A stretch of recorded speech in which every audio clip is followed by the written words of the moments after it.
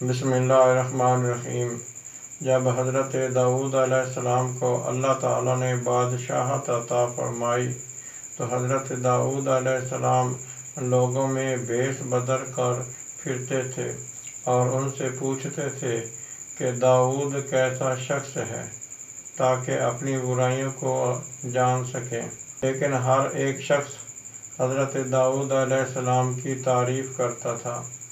ایک دن حضرت جبریل علیہ السلام انسانی شکل میں حضرت داؤد علیہ السلام سے ملے تو حضرت داؤد علیہ السلام نے ان سے بھی پوچھا تو انہوں نے کہا حضرت داؤد علیہ السلام اچھے ہیں لیکن ان میں ایک خامی پائی جاتی ہے۔ آپ کے کان کھڑے ہوئے، کہا کہ داؤد علیہ السلام میں کیا خامی ہے؟ تو حضرت جبریل علیہ السلام نے کہا بیت المال سے تنخواہ لیتے ہیں۔ حضرت داؤد علیہ السلام اللہ تعالیٰ کے نبی تھے، بادشاہ وقت بھی تھے۔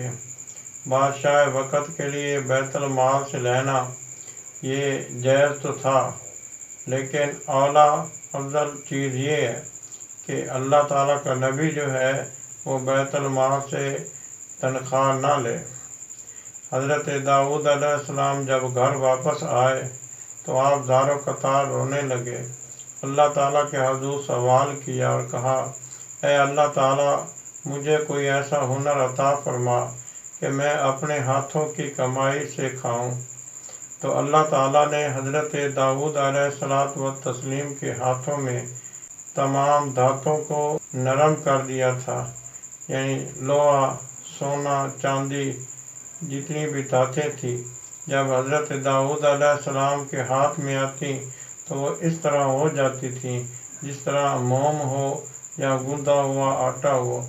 تو حضرت داؤد علیہ السلام اس سے زرہ بنا بنا کر بیچا کرتے تھے۔